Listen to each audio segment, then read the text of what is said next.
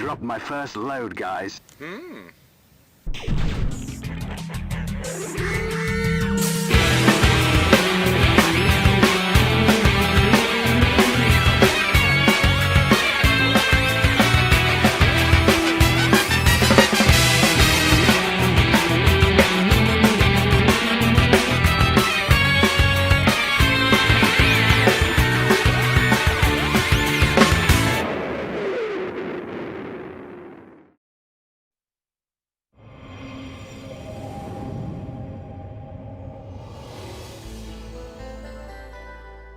Coming straight at you from Ubisoft Entertainment and Criterion Studios, it's Deep Fighter on the SEGA Dreamcast.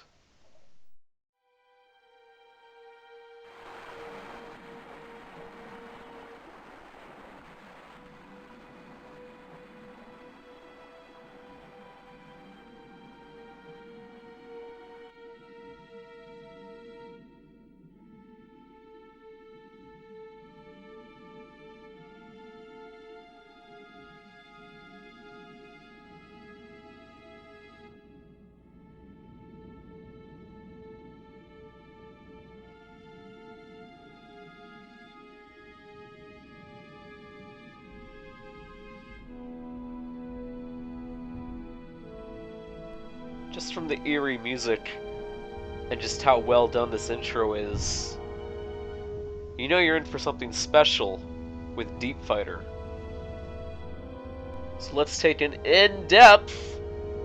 it's because it's called Deep Fighter. No? Nobody? Well anyways, in today's episode we're going to be taking a good look at the good, the bad, and the ugly in this very ambitious game. So sit back and enjoy, because things are about to get way too deep for you with Deep Fighter.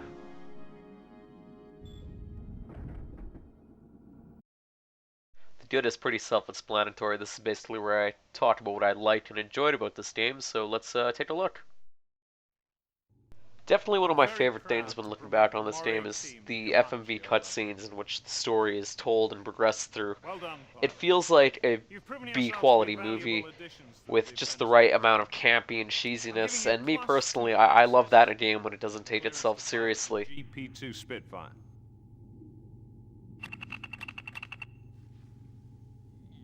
Who? Patch him through. We are reading high levels of sulfur from our sensors in the Guana caves. We believe these readings are caused by huge shifts on the tectonic plate. Suppose... Professor, are you saying you're expecting another tremor? Yes. Although... the word tremor, when used to describe seismic activity, covers a multitude of differing events. Events that at any time could easily... No! Another way this game progresses its story is through the use of the in-game dialogue that you'll hear as you're navigating your sub. It's very easy to understand and quick to the point, subtitles are easy to read, and it gives you a brief description of what mission is ahead of you and what your task is and what you're doing. It does a very good job of conveying the story and the reason why you're doing the missions that you're doing. You're gonna have to use your best judgment to save them all. Time's short. Good luck. Now as for the story and setting itself, revolves around you being on an unknown alien world in an ocean, where you and thousands of other people live on a mothership. You're sent to this world to research it, and gather resources and materials enough to get you off the planet again and leave to go back to Earth. You yourself are a newly graduated cadet, only known as Moray 2, and the Moray team is basically a team of submarines which patrol and defend the mothership. And essentially you're defending it from pirates, known only as the Shadowkin, who basically go after the miners for the materials they find. Whether or not they're rivals or what really isn't explained, but all we know is they're the bad guys. Shoot them. However, things do get a lot more complicated later on in the game. Not to give too much away, but you have a lot more than just pirates to worry about.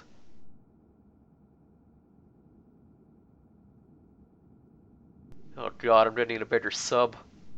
And with that being said, probably the next best thing about this game is just the variety of missions in which you're given.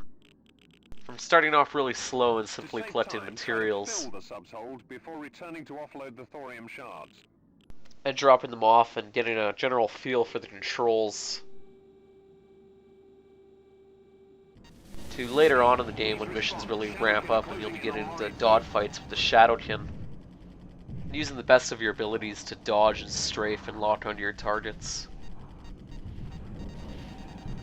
Fans of games like Wind Commander and games similar will feel right at home here. And then going from other missions that revolve around exploration probably brings up my next favorite thing, and probably my most favorite thing about this game, the atmosphere. From exploring dark, deep, spooky looking caves, to just going around the ocean floor at night. The atmosphere is just perfectly executed in this game. Probably another honorable mention would be the variety in environments that you see throughout the game, and probably the use of the soundtrack. Most of the time you don't hear anything throughout the game except the sound of the ocean, gunfire, and just the ambient sounds. But when the soundtrack is used, it's brilliant.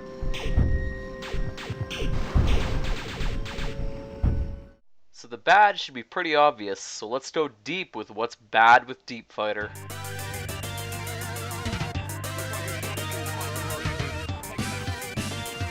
Probably the number one culprit with this game is hands down the controls. Have fun trying to strafe and shoot at the same time with the Dreamcast controller. This was clearly intended for a PC release, which later did get, but holy Christ, an auto lock-on system could have been a lifesaver in this game with more of the weapons.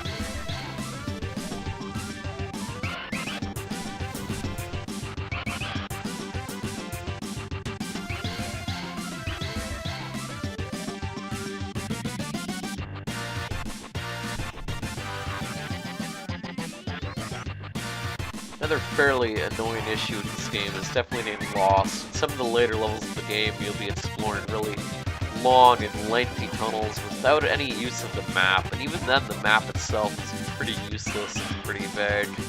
So you'll be getting lost quite a bit and having to do a lot of backtracking. So definitely expect to use a guide with this game.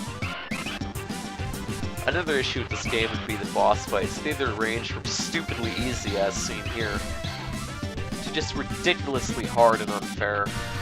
One boss fight in particular which I accidentally didn't record regretfully. The second boss, in which you're in the swamp level, has a giant bug and it's in the shallow water. And the problem with the shallow water is you can't really strafe in it. So essentially all you can do is take its attacks and hope to God that you kill it first before it kills you, making it just a matter of luck over skill. Needless to say, the boss fight left me wanting to throw my controller out the window after over 10 tries. Which brings me to my next point. Probably the next big issue with this game is the lack of checkpoint systems. You essentially get a game over screen and you're sent back to the title screen, having to reload from the old briefing and having to replay the whole damn level or area that you just explored over again. Now I know this is an old school game from an old school era, but damn, it definitely makes me appreciate some of the more modern gaming checkpoint systems. And now for the ugly, in which we take a look at the most least important thing in any video game in my opinion, the graphics. Overall, Deep Fighter is a pretty good looking game by 2000 standards. It really showed what the Dreamcast could do in an open world environment. The texture quality back then was absolutely fantastic considering the size of the open world environments, especially in the year 2000. There was hardly anything like this on the market at the time, especially on consoles. However, some of the shadows and lighting were left to be desired. However, at the end of the day, this wasn't the best looking game on the market. Echo the Dolphin was a much better looking game than this. But then again, I'd argue this is a much better game than Echo the Dolphin. And the only reason I'm even comparing it to Echo the Dolphin was because it's the only game that I can really think of that had any similarity with it. This game is truly unique on its own. There was almost nothing like this at the time. Good work, Murray 2. Tow me back to the city drop-off point. Overall, on the deep scale of a spilt glass of water being a 1, and the Marina Trench being a 10... Damn! Air almost gone! I'm gonna try and reroute the personal air supplies to the main tank! What?! The key damn thing won't